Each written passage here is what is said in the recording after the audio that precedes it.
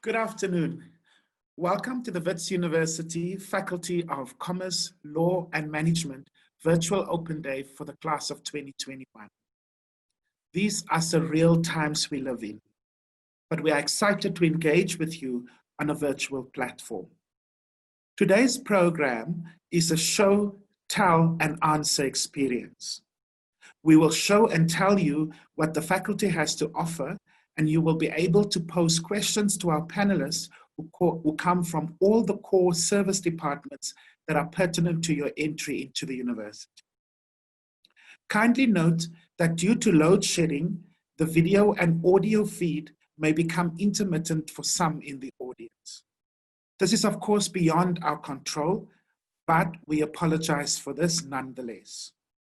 Today, we have with us the right people to answer your questions.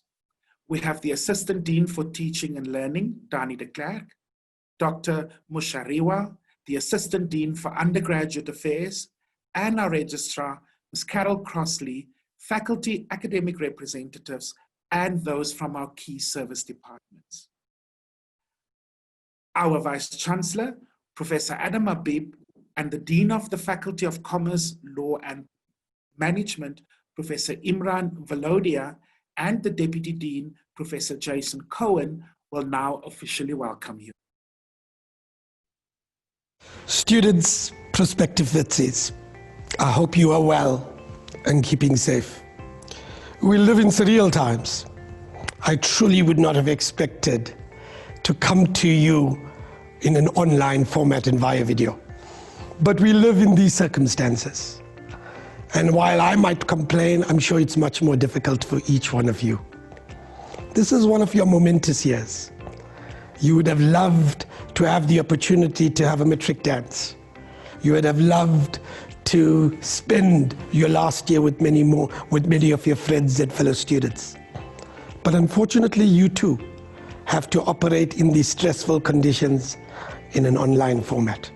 Because, in a lot of ways, this is a foretaste of things to come. All of our challenges in this world are going to be transnational challenges. Whether we're talking about climate change, whether we're talking about public health and pandemics like the one we're going through, whether we talk about inequality or political and social polarization, each one of those challenges are transnational.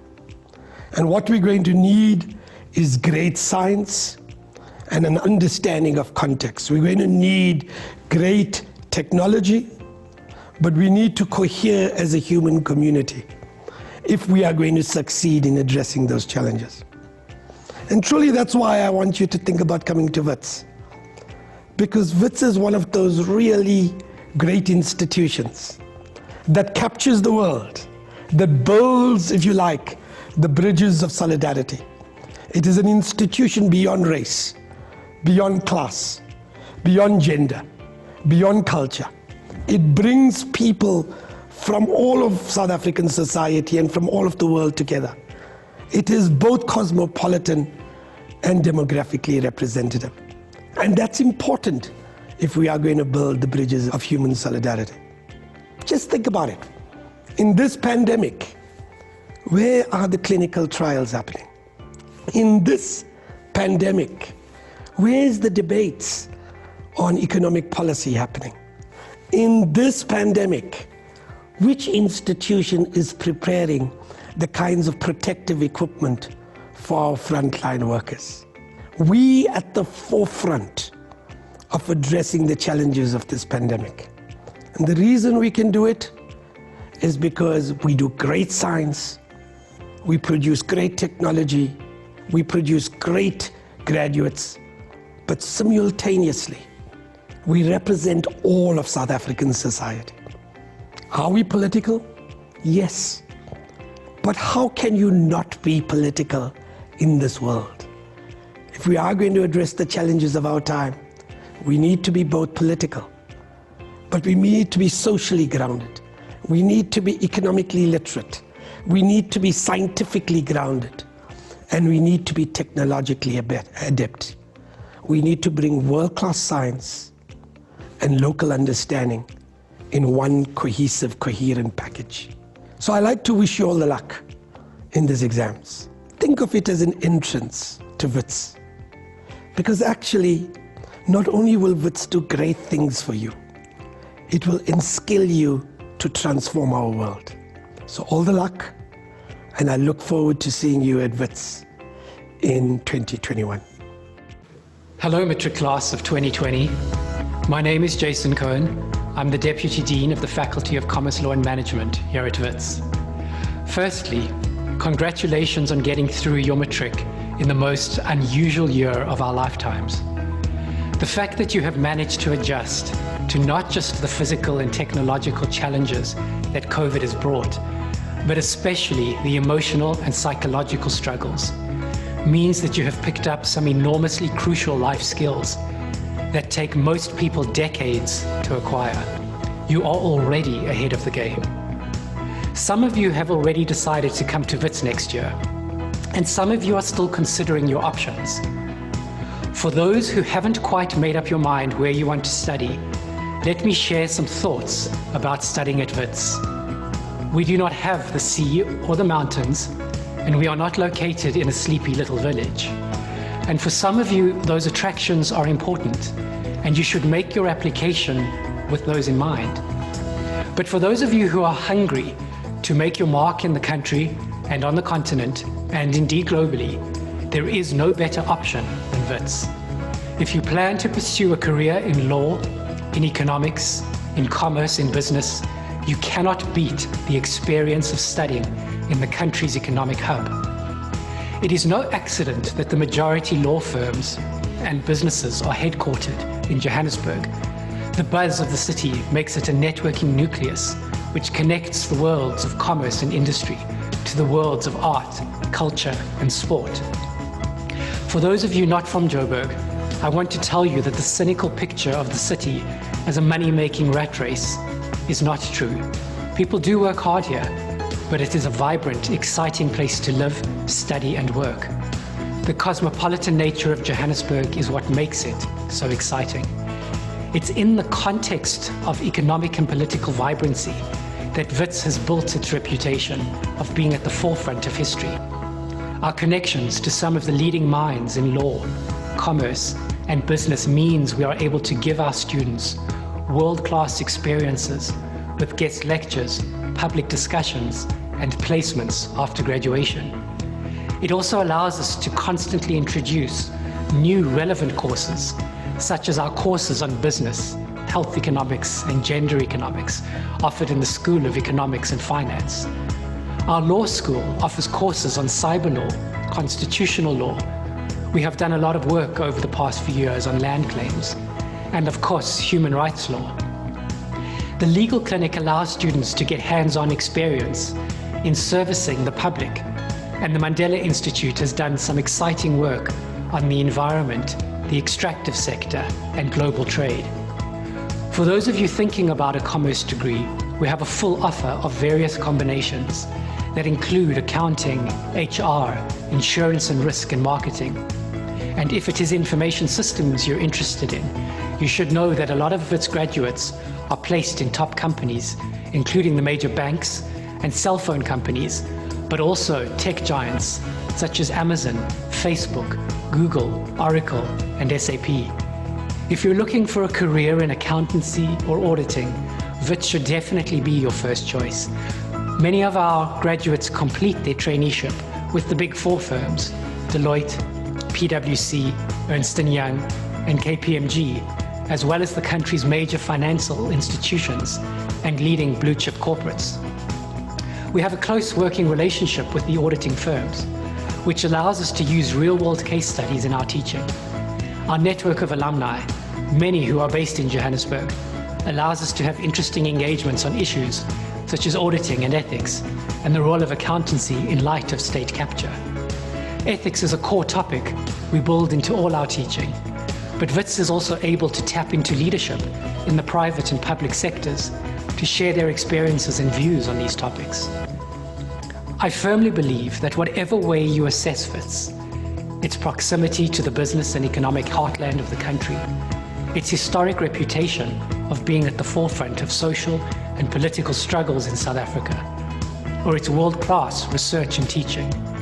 If you are planning a career that is engaged in the future of this country and of the African continent, Wits should be your first choice. I wish you well in the rest of your matric year, and I look forward to welcoming many of you to Wits in 2021. Hi everyone, my name is Imran Balodia. I'm the Dean of the Faculty. Now that you've heard all of the fantastic things about the faculty, I just want to wish you well for the rest of the year and look forward to having you here in the new year.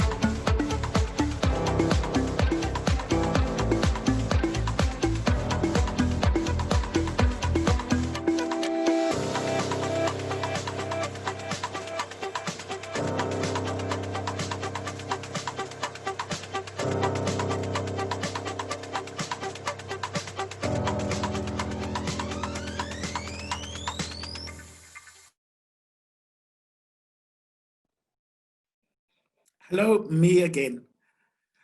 My name is Jerome September, and I am the Dean of Student Affairs here at the university. We will now go into a question and answer session. So on your Zoom screen, there are two platforms to ask questions, but we ask that you please use the question and answer chat room only. So please use the question and answer chat room only, and we will make sure that all your questions are answered. Donnie de Klerk, what is the ranking? We've just heard this week that the university was ranked #1 in the country and #1 on the continent, and that is great news indeed. But what is the ranking of Wits CLM faculty? Thank you, Jerome, and good morning to everyone who's signed in, or should I say good afternoon, and that includes not just the learners, but also their parents and guardians and families. As the Dean and the Vice Chancellor had said, it would have been lovely to meet you in person. Jerome just mentioned that, yes, Wits is constantly ranking among, constantly the top ranked university in the country. Our faculty is quite unique in that it is the only faculty that houses commerce, law, and management in one faculty. So there isn't really anyone to compare with. What I can tell you, though, is that our law school, our business school, our School of Accountancy consistently ranks among the top in the country and on the continent. Our economics, our finance, our information systems programs, among others, are some of the most sought after on the continent. And our graduates, especially those who complete postgraduate qualifications, have an above average and excellent employment rate. So I'm going to leave it at that, but happy to answer more questions as they arise. Great. Well, I'm not letting you go just yet. Can you give us a sense, and I guess this is with Prof. Padia, can you, the two of you, give us a sense of how prepared the faculty is for the 4IR? Absolutely. Thanks, Jerome. Look, I'm sure everyone has heard the buzzword Fourth Industrial Revolution or 4IR. All our programs are designed and developed to enable any learner who goes through our qualifications to be ready and responsive to the unfuture world of work. And this year, for me, is a classic example. I often have this conversation with students where we talk about not just acquiring knowledge, but acquiring skills and abilities that will equip them to respond to a world that they don't know yet. And I had this conversation with students last year who would have gone into the world of work this year, and no one would have expected this. But if you have the abilities and the skills to be responsive and reactive to changes, oh dear. Yeah, that's Sorry, the reality that's of the fine. virtual world, That's but fine. go ahead. Thank you. So what I wanted to say is what we do in the development and design of our curriculums and our programs is we assure that students not only have the knowledge, but also the skills and the abilities to function in the world of work. And I think the accounting profession is a great example of where that is very necessary. And so I'd like to hand over to Professor Padia, who's the head of School of Accountancy, to speak a little more about how chartered accountancy is being responsive to these needs. Thank you. And from my side as well, good afternoon and welcome to all of you to this session. And we really hope that you will get value add. And please do feel free to really interrogate whatever you need to. So following on the 4IR part, I'm the head of the School of Accountancy.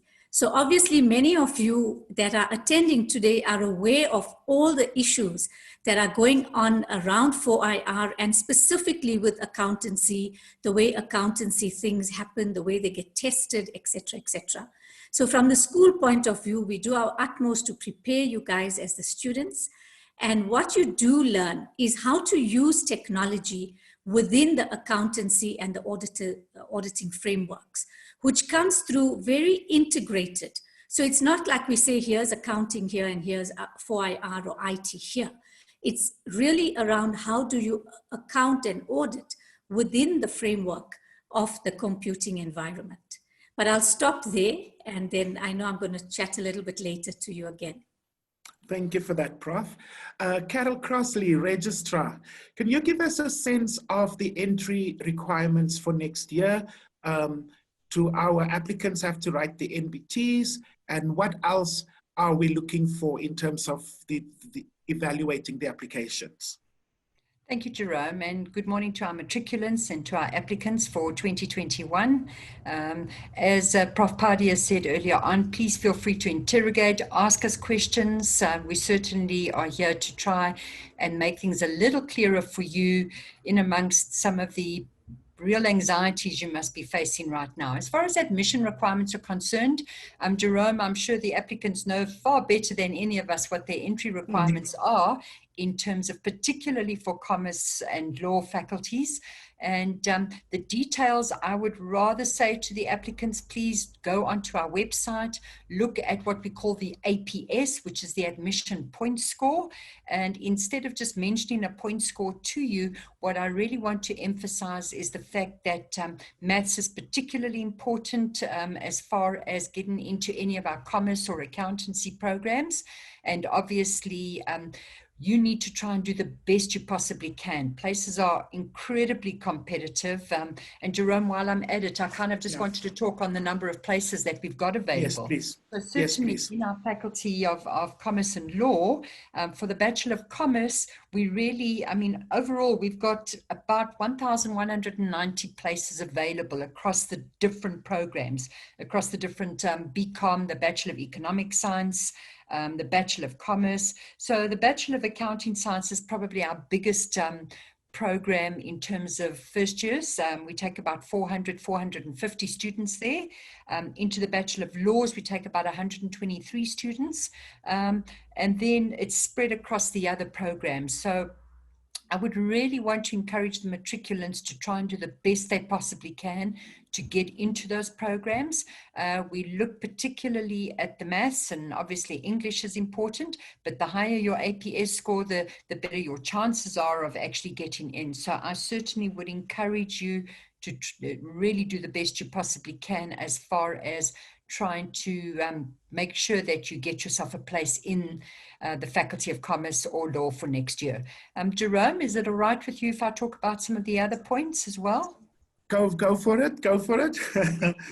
So the one question that I know has been asked, although it might not pertain particularly to the Faculty of Commerce, Law and Management, and that is around the use of the NBTs. But the matriculants may know that probably for all the other universities as well, for this particular year, we are not using the national benchmark tests for any kind of results. Ordinarily, we wouldn't in our Faculty of Commerce, Law and Management either. It is a requirement if somebody has applied to get into the Faculty of Health Sciences. So it's for that particular program. And I'm happy to pick up some other questions just now as well. Thank you, Jerome. Thank you. Thank you, Carol. Sarona, while we're talking about entry requirements and so on, will grade 11 results prevent me from getting into Wits? Thank you, Jerome. Good afternoon, applicants. So basically, grade 11 results are used for the initial selection process. For an example, if an applicant gets selected based on grade 11 results, that applicant will receive a provisional offer. Okay. And once a provisional offer is made, we really encourage applicants to maintain the same results and even excel, because we know that come grade 12 results, you find some of the applicants have not actually met the requirements, even though they initially got the provisional offers. And hence, we really urge and encourage them to work very hard to maintain their results and even do better than that. So basically, yeah, the grade 11 results is just a vehicle to position the applicants to acquire the spaces. But I must be honest with them, acquiring a provisional offer is not a guarantee that one will ultimately get a space. Hence, I've already alluded that grade 12 results will be the final tool that we're going to use to make firm offers. Thank you, Jerome. Okay, so Sarona, while you're on the floor, perhaps you can also take the question on whether we treat the IEB and the NSCs differently. Is there a difference? Do we treat them differently? No, not really, because normally we receive IEB results earlier than the government ones. But decisions at the end of the day are made the same day as soon as the official results are announced. And that will probably be around the 23rd of February. So there's no difference. Okay, thank you for that. Yes. Marika Bosman, will classes be online next year? What changes will there be due to COVID-19? And what are the measures in place to help manage the spread of the virus?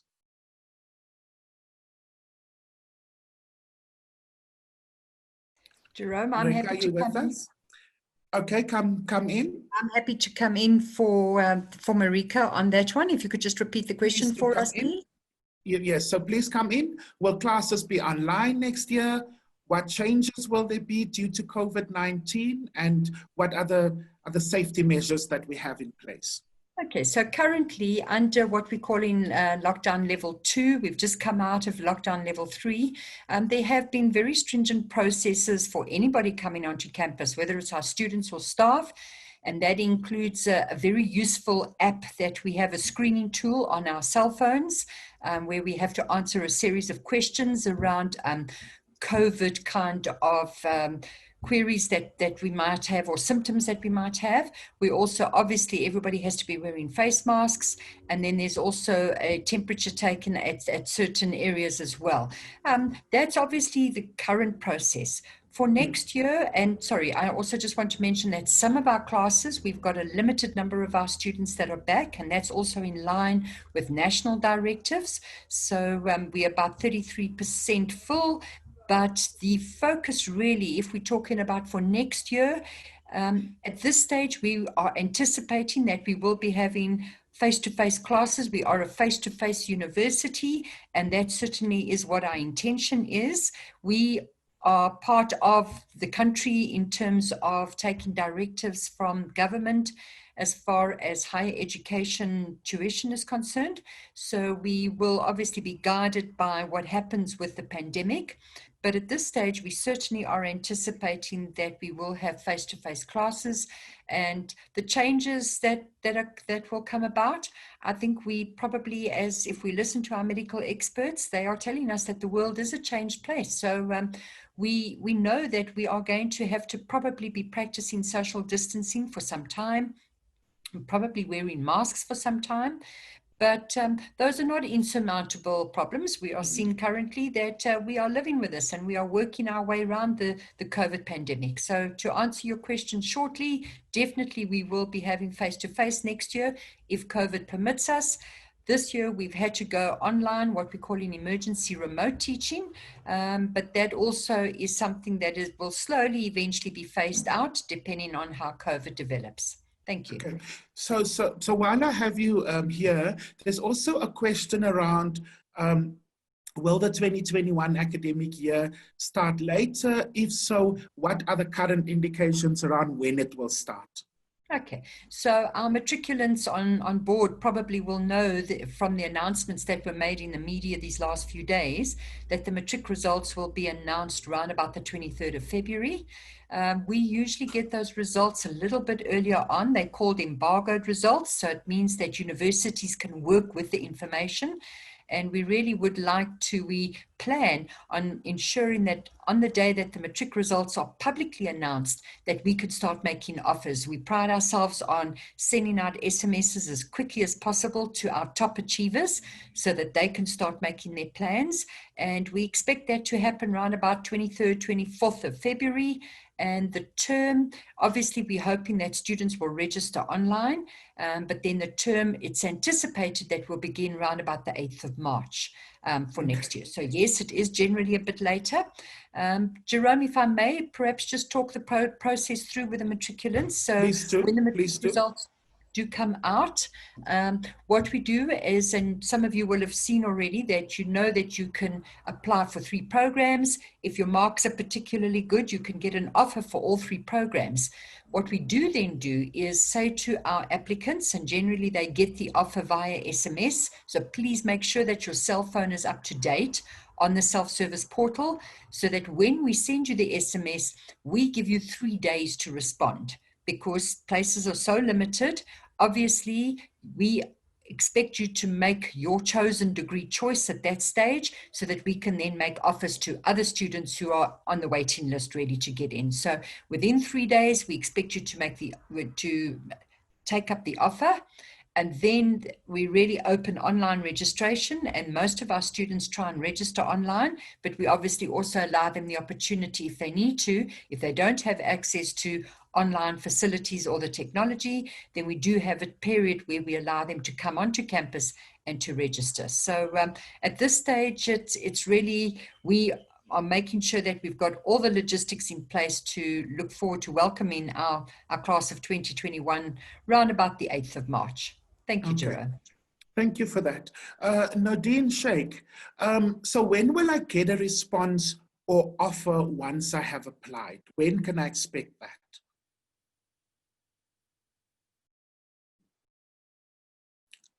Nadine, are you in? Otherwise, Kelly, if you could maybe respond to that. Hi, Jerome. Yes. We are hoping that when the matric results are released, that we are able to then give decisions within 2 to 3 days. So it all depends on when those results come in. Remember, we have already pre-assessed final grade 11s. We have given decisions on those. When the final matric results come in, we then quickly reassess and then give those decisions. Like Carol said, you need to have make sure that your email addresses are active. You're checking your emails because that's the way we are going to correspond with you. But don't forget you've got access to your student self-service, so you can always check on there. Okay, so Nadine, while I have you, I see another question here for you. What if I don't see a program or degree choice on the application form? How do I choose a specialization? Okay, so remember the application form is basically telling you these are the programs we got on offer. But if you're talking about within that degree, I want to actually specialize in something, I want to major in something, okay? Yeah. And if you're unsure, then remember as an applicant, you are assigned an admission consultant. That person's name comes on all the correspondence from the university.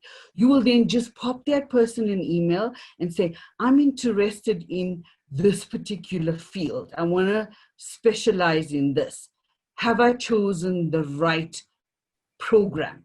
And that person will then respond to you. So remember, your go-to person at the university is your assigned consultant. They're there to help you. So don't forget, pop them an email, they'll respond to you. May not be the same time, same day, but they will actually respond to you. Great. So I can still not let you go. There's another one for you. Do we make a distinction between math and math lit? And what is that distinction that we make? Okay. So maths literacy is basically a maths that deals with commonplace problems such as budgeting and interest calculations, right? So it's an everyday kind of maths. Mm. But when you're talking about pure maths, your core maths, that maths is a maths that helps you problem solve, okay? So you'll find that most of careers want you to have the soft skill to problem solve. And pure maths gives you that. Maths literacy doesn't. So at Wits, for all our commerce programs, we are wanting our applicants to do the pure maths. We do not accept maths literacy. Okay, thank you for that. While we aren't differentiating between the various things, Dr. Muriel, there's a question around the difference between a BA law, a BCom law, and an LLB. Can you help us there, please? Yes, thanks, Jerome. Good afternoon to all the applicants. So a BA law is a degree in which you combine humanities subjects and you major in law. So for example, if you are interested in psychology or international relations and you want to have that within your law degree, you're able to do that. If you are interested more in commercial law, then a good combination would be BCom subjects, so your accounting, management, human resources, marketing, and then combining that with the law subjects. If you know you're not interested in humanities subjects, you're not interested in BCom subjects, and you just want to do a law degree, then my advice would be you go straight for the 4-year LLB. If you're still trying to figure out what is of interest to you, there are students who do just a BA degree or a BCom degree, and then later on as a postgraduate student, they then do the 3-year LLB. So those are basically the 4 options you have. Okay, thank you for that. Almarie Papagiorgio, there's a question on the chartered accountancy routes. Can I become a CA through an alternate route? Can you give us some information there? Yes, good day, students. Good day, Go students. ahead, we can hear you. We can hear you. Go ahead. Okay, good, yes. You can register for a BCom degree general or accounting degree if you don't get into the BXI degree, and you do then an extra year to pass in all 4 major subjects. That's the financial accounting, auditing, tax, and management accounting in 1 year. So you add an extra year to your normal years, alternative way how to get into the BXI. Thank you. Thank you. Dani, if you could come in, please. Is there an extended program in CLM? Thanks, Jerome. No, so CLM and Wits as a whole do not offer extended programs. However, I always encourage prospective applicants as well as students in the university to come and speak to us, reach out to us, tell us what your needs are, ask us about the things that you have and you don't have, and ask us about the opportunities and options of kind of meeting entry requirements if at the moment you're not meeting them, because there are ways to do that. It may require an additional year of study here and there. It may require you to do something either through the Department of Education or through other entities, but we're happy to advise where we can on how prospective students can go about doing this. Okay, thank you for that. But while I have you on the floor, yes. Another question for you. Should I do postgraduate studies if I study in the CLM faculty? I love that question because it's something that students often ask either before they come in or when they are here. And the question of what I should study as a postgrad student is a separate one, which I think we'll talk to the applicants about once once they've started their studies. But in short, yes, it is absolutely advisable to do postgraduate studies. The world that we live in, unfortunately, has just progressed, or maybe fortunately, has progressed in such a way that just a degree will see you get a job, but later on in your career will mean that you'll need to go back. So I often recommend to students, do your undergrad, do your honors, consider doing a master's immediately. Those things I think can happen in one go. If someone wants to come back to do a PhD down the line, or if they want to change into academia, that can happen later on. But absolutely, do your undergrad and at least your honors or postgraduate diplomas and potentially a master's, because not only will you have the skills and abilities you need to function in the unknown world of work, but you'll also have the edge above all the other candidates who are who you're competing with, or who you work with. Thank you. Thank you for that. So there's a big question, and I guess this is on top of our applicants' minds, and it is, what jobs can I get by choosing a BCom, a law, accounting, or economics degree? Yeah, I'm going to ask Dr. Muriel, Mr. Hughes, Ms. Bula, and Professor Padia to please give us a sense of the jobs in the various areas. So if Dr. Muriel, if you could perhaps lead us. Okay, so with law, I believe with law, the world is your oyster. It doesn't limit you necessarily to one form of profession. So the most common professions within law are obviously becoming an attorney or an advocate. So that's where you are a lawyer assisting your clients. But there's absolutely nothing stopping you from becoming, say, a legal consultant, working in industry. There are lawyers who are working specifically for mines or banks.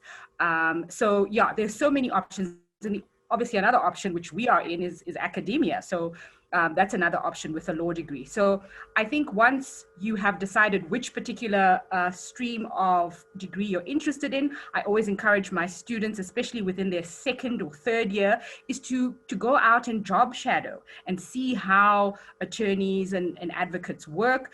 Expose yourself to the profession so that you can figure out where you feel more happy with in terms of your choice of career. Thank you for that. Mr. Mitchell, any words from you? Jobs?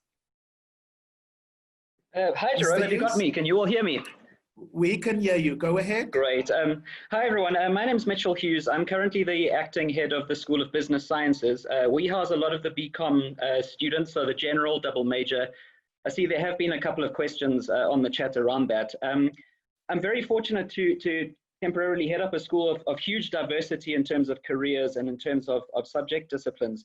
And what I thought I would do is I've actually spoken to all of our academic divisions, and what we've done is we've put together a series of YouTube videos that covers each of the subjects and the careers and the kind of directions that people can go in.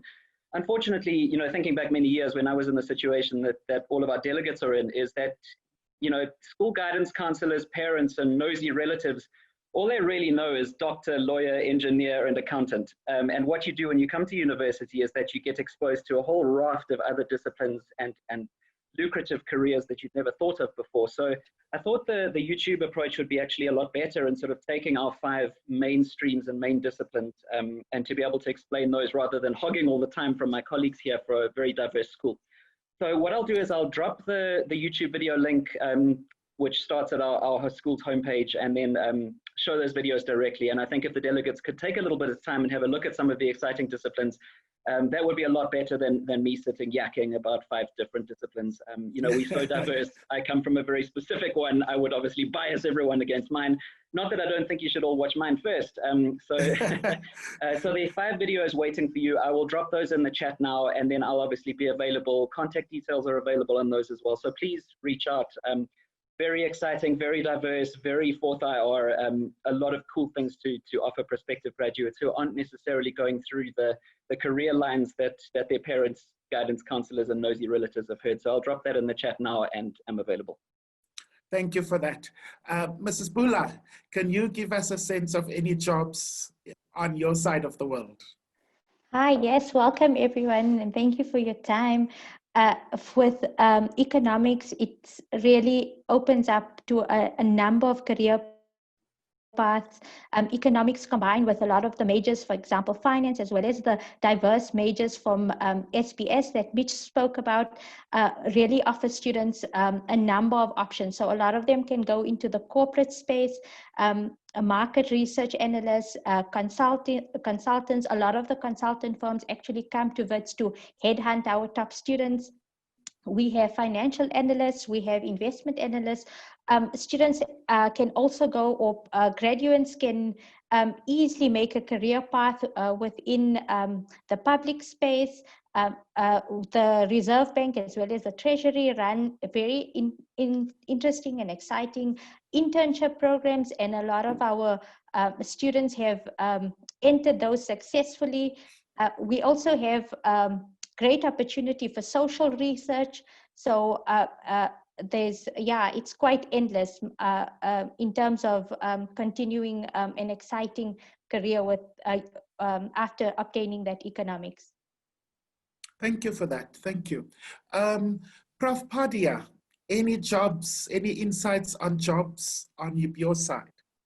Yes, so again, from the School of Accountancy, you'll find that once you become an accountant, if I say to many of you, what do you actually think accountants do?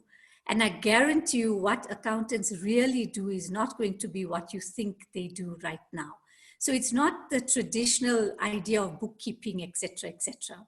So the job opportunities are enormous, of course, with accounting and audit firms, with banks. You can go then into industry. And we really brag that as Wits, I think we have the maximum number of CEOs that come from Wits University. So if you just go and Google all the top CEOs of the JSE listed companies, you'll see many of them are ex-Wits students. So that's another reason why you should come to Wits. And then there's also a lot of industry consulting type jobs. So it's not limited to just accounting. So there's plenty job opportunities. And I think there's a feeling out there that when you do accountancy and you become a chartered accountant, you make lots of money. And I think many of you as young students want to look at this as a career path, partly due to that reason too.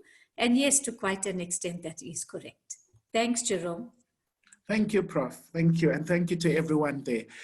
Well, participants, I'm sure you've got quite a bit out of this, but I'm sure that in many of your minds, you are thinking, will there be any discounts for blended and merged learnings? How am I going to fund my stay at the university, my studies?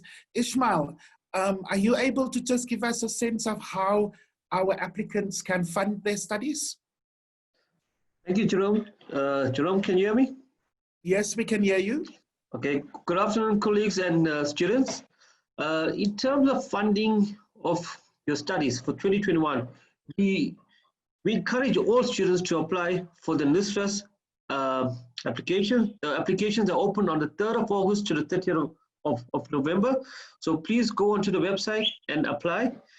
In terms of the university, we have the financial aid department. You can log on to our website, and under the funding options, you'll find the different type of fundings that can assist students.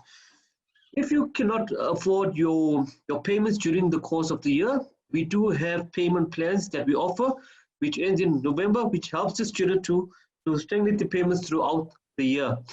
There's also an external funding called Phoenix, where a student should actually register on there.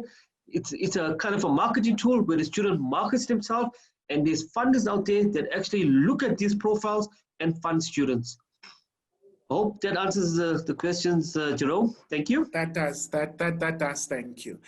Nazim, I see also some questions around the residences. Will we be open next year? And what can students expect from a Wits residence life experience? Good afternoon, Program Director, and welcome to all the matriculants and prospective Wits students in 2021.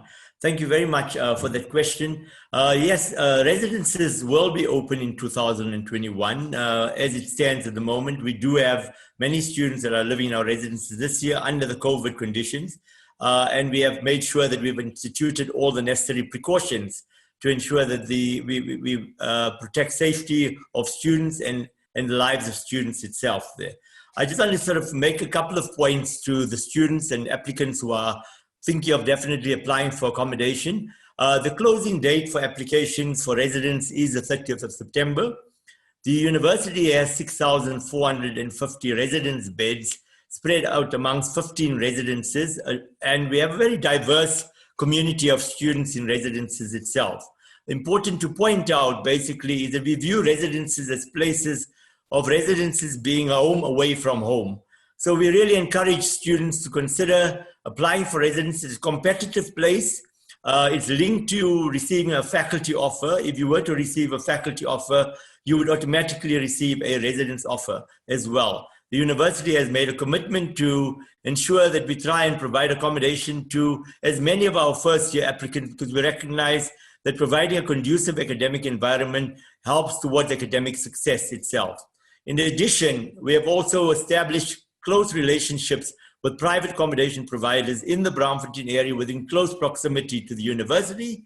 And we, without doubt, will probably be encouraging and providing support to those students also to seek accommodation in those areas so they do not find themselves wanting in terms of accommodation. Ultimately, at the end of the day, a good place to live adds to ensuring academic success. We run a lot of support programs within residences and, in fact, link up with a lot of the faculties in order to ensure that we provide academic support programs to our students in residences. Thank you, Jerome. Thank you, sir. Thank you. Prof. Padia, just a question back to you. Can you explain, I guess, the BXI option versus BCom? Can you just give us some insights into that? Yes, sure, Jerome. The host has stopped my video if they can allow me to put my video on quickly, but I'll go ahead in the meantime. Please do go ahead in the meantime. Okay, so basically many students ask the question about how do they become a chartered accountant. So the core program that helps you to become a chartered accountant is called the BXI degree. And that's the Bachelor of Accounting Science, which is a 3-year degree. Subsequent to that, you do the postgraduate diploma in accountancy for 1 year, and that enables you and qualifies you to start to write the SICA board exams, okay? So then that is the one very straightforward and core route. But students, when they apply now, they should apply for the Bachelor of Accounting Science if they want to become chartered accountants and they meet the criteria. But if that doesn't happen, they can definitely enroll for a BCom degree first.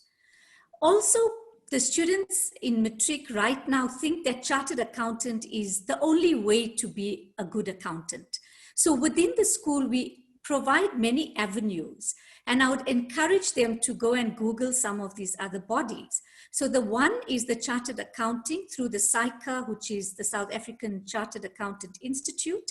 We are also ACCA accredited, which is a UK-based international accreditation. And we also have the SIPA, which is the professional accountant locally.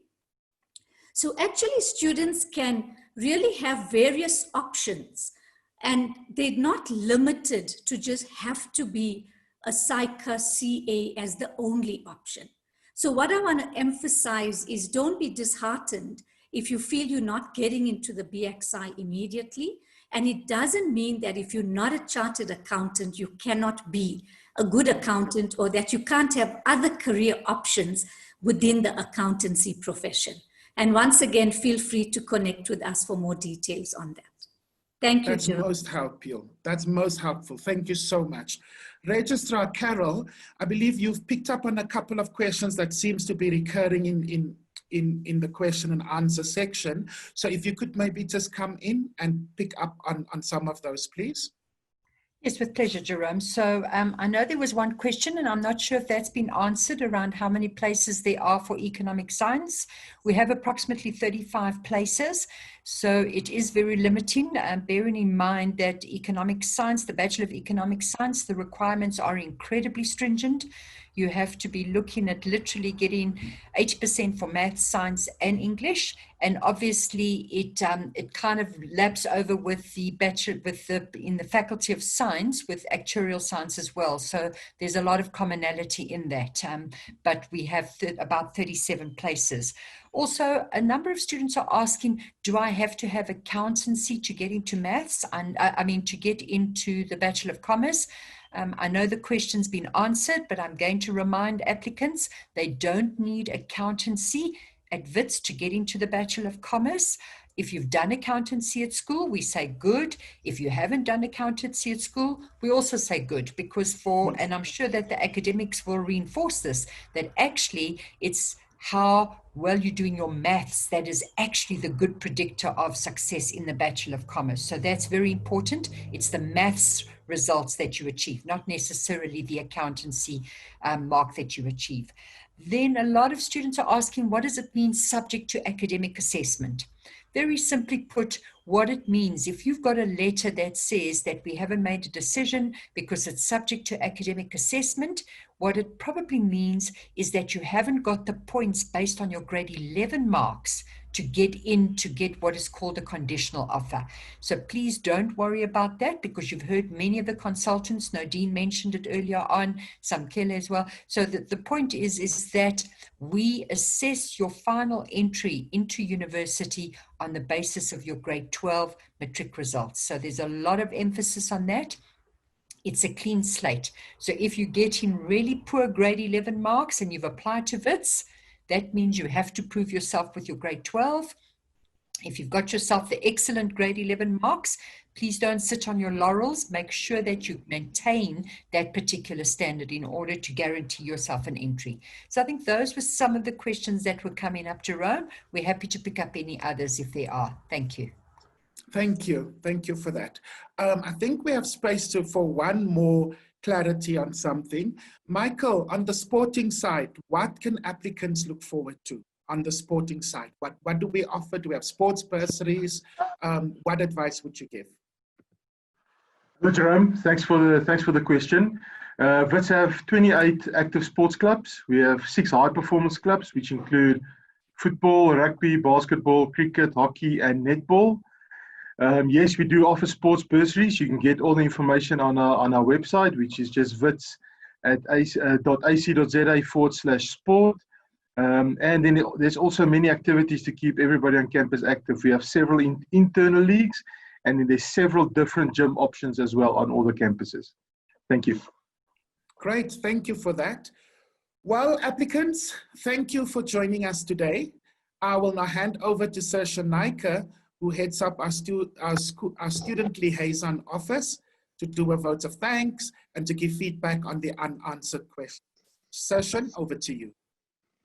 Thank you very much, Jerome. So, good afternoon, colleagues, learners, and parents. Just to the learners, please don't panic if your question wasn't answered during this online session. The school's liaison office will be following up on these questions, and we will try our level best to get you some answers post the event. Also, don't forget to check out our new career advisory videos at the bottom of our homepage, www.wits.ac.za. So if you scroll right to the bottom below the course finder, you'll find those fantastic videos.